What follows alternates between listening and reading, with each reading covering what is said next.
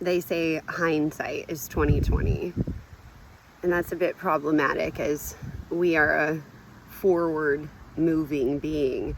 So to be making these discoveries and realizations in hindsight, I guess I had to find a way to move forward without learning in hindsight. I thought, how can I do this? How can I move forward, march onward, and be afforded some kind of foresight to do that? And I thought, well, maybe it's a trade, an exchange of sorts. What if we trade our hindsight for a backpack? Now, it's an invisible backpack, so you're going to have to really flex your faith here. But what if that hindsight gets traded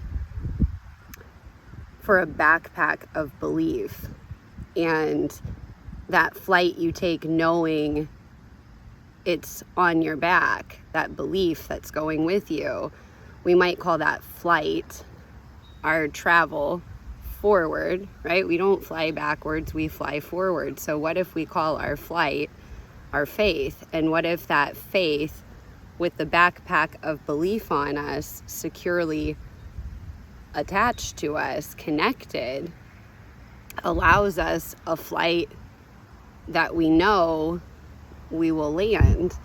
And we might call that backpack of belief a parachute of hope, right? Because when needed, boom, we press that belief button, that internal sound, the alarm, and it shoots up that parachute of hope to lift us up when we can't see where to fly, when we can't see through the fog in front of our journey or along our journey, right? Sometimes we can't wait for the fog to lift. We've got to fly through it. And how do you do that if you're counting on hindsight to teach you?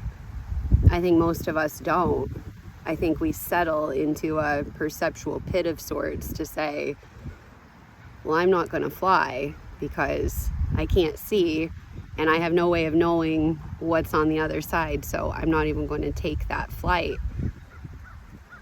So I just got to thinking, like, this is all a perceptual process, and the pain that happens in our experience isn't the point. The pain is the part we take and make on purpose, and we can't make that on purpose until we figure out how to fly. And we aren't going to fly if we don't know we're going to land. And if that plane crashes, we've got to know I'm still safely secure here to my destination, to my journey.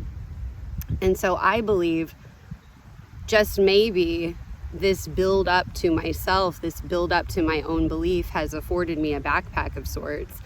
And I keep calling this the conscious classroom. So I'm kind of going, is the backpack the key, right? That sure says I'm a student ready for class. I don't know what else does. I mean, I've never seen a student walk in my classroom without a backpack. And I would just assume they weren't ready for class if they did. So maybe the first step on our path to the new school of thought, where we play as participant in this perceptual process and we make processing on purpose, then we can take our pain and turn it into our process. And I think that happens when we swap our hindsight for a backpack of belief that affords us a flight into our faith. Maybe the new leap of faith requires a backpack. This is how I built mine for the flight. And all these tools, all these perceptual processes I'm keeping in here, there's just always room. It's like a Mary Poppins bag. Like, it's just, there's more and more and more room. And so everywhere you go, you know, I've got to have room for me and my backpack. And not everyone can see my backpack. So I'm going to have to really hold my position that I'm worthy of the room that I need to grow here. because there's got to be room for me and my backpack to keep flying.